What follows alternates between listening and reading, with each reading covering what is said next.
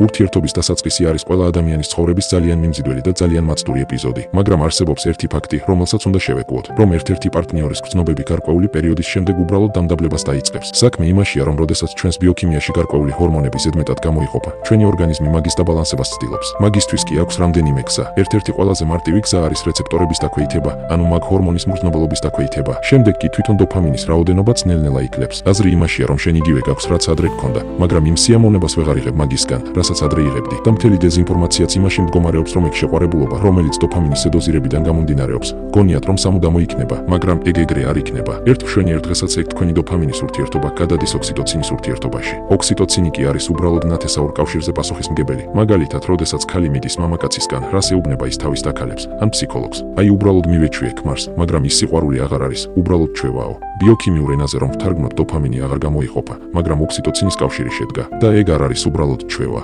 ზუსტადაც მაგაზე იწყობა ყველა კარგი და შემდგარი ოჯახი. ზუსტადაც ოქსიტოცინი არის ძლიერი ოჯახის მთავარი ძრავა. მთელი პრობლემაც იმაში მდგომარეობს, რომ დოფამინით დაწყებული ურთიერთობების მხოლოდ 10% ადაპტირდება ოქსიტოცინის ურთიერთობაზე. მხოლოდ 10% ხვდება და ეგუება მაგ ფაქტს. 90% კი უბრალოდ უბედურია. იწყებენ კონფლიქტებს, წყენებს, გაბუტვებს, შორდებიან ერთმანეთს და ხშირ შემთხვევაში ღალატობენ კიდევაც. ანუ რა გამოვიდა მთავარი პრობლემა? რა თქმა უნდა ის, რომ თქვენ ყველანი ხართ მოტყუებული, დეზინფორმირებული. უმეტესობა თქვენგან სჯერა იმის, რომ ურთიერთობის საწყის ეტაპზე რა ემოციებიც იყო, ეგ სამუდამოდ ეგრე უნდა იყოს და შემდეგ ეგ წყურიათ. შესაბამისად, თუ თქვენ ურთიერთობა დაიწყეთ მაგ იდეით და მაგ მოლოდინით, თქვენ უბრალოდ განწირული ხართ უბედურებისთვის. მაგრამ როდესაც წინასწარ იცი და ხარ მომზადებული, რომ ეგ ეგრე არ იქნება, როდესაც იცი, რომ აუცილებლად გადავალთ ურთიერთობის რუტინულ, პრაგმატულ ფაზაშიო, არაფერი გლობალური პრობლემა აღარ გექნებათ.